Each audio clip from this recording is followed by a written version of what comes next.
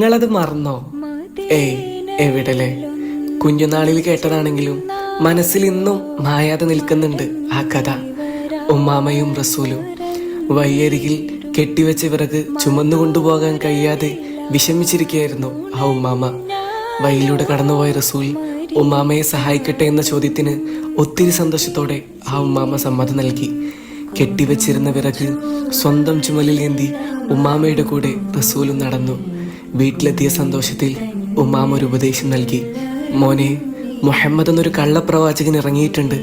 മോനൊരിക്കലും അവന്റെ കെണിയിൽ അകപ്പെടരുത്.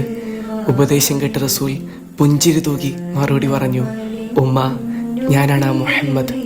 ഇത് കേട്ട ഉമ്മാമ പൊട്ടിക്കരഞ്ഞുപോയി. മുസ്ലിമായി മാതൃകയായിരുന്നു റസൂൽ.